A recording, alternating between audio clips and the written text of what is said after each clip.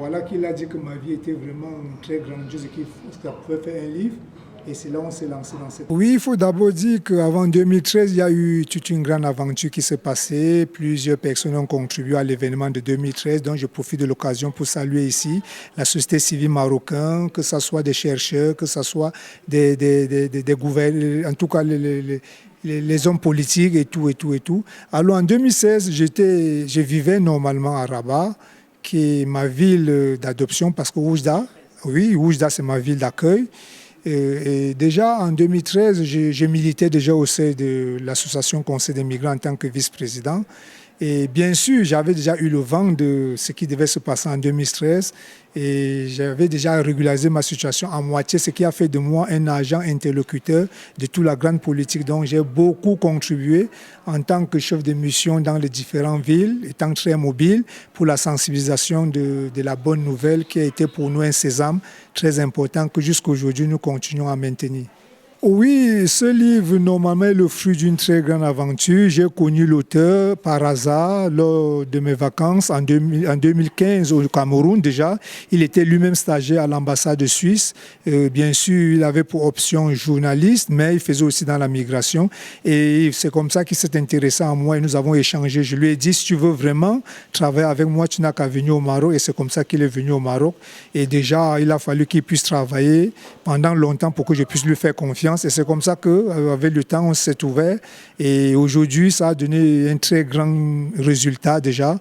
Moi-même, je suis très fasciné à chaque fois que j'ouvre ces livres pour comprendre en tout cas mon histoire qui est aujourd'hui très fantastique et qui fait de moi aujourd'hui une personne extraordinaire. Parce qu'on devient extraordinaire parce qu'on a eu l'opportunité de pouvoir se faire découvrir et d'être accompagné aussi par des personnes extraordinaires. Donc, vraiment, c'est très riche déjà pour moi, je le dis, pas de publicité, mais c'est une œuvre à découvrir et je me dis que par simple curiosité, vous y resterez et vous allez comprendre beaucoup de choses. Déjà le concept de l'impossible qui nous réunit tous parce que tout le monde dans sa vie a toujours eu à passer l'impossible, mais quand cette période arrive, c'est le temps de se poser des questions, on se demande, on doit laisser, on doit abandonner et c'est là où on dit non, on ne doit jamais abandonner. C'est un peu ça le concept.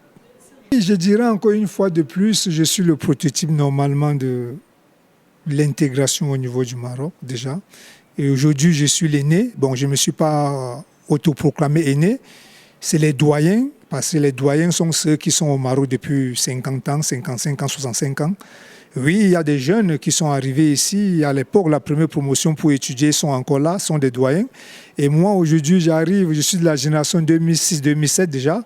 Donc, ils m'ont dit que je suis aîné par rapport à la durée, par rapport à mon expérience aussi, par rapport à mes activités. Donc, je suis arrivé au Maroc par Oujda, venu à la recherche du bien-être, à la recherche de son Eldorado. Et aujourd'hui, je sais que je suis dans mon Eldorado. Le Maroc, pour moi, c'est le pays de mon rêve. Et je suis ici, j'ai fait venir mon épouse.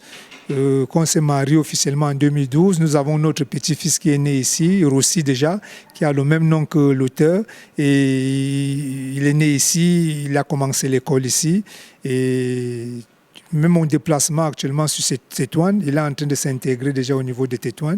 Et je me dis c'est une fierté pour moi de vivre au Maroc. Et tout ce que j'ai eu à vivre au Maroc, aujourd'hui, ça fait de moi l'homme que je suis. Et n'oubliez pas que je suis venu au Maroc pas tout complet. J'ai beaucoup appris au Maroc. Le Maroc m'a donné l'opportunité de retourner à l'école, de pouvoir renforcer mes connaissances, mes capacités.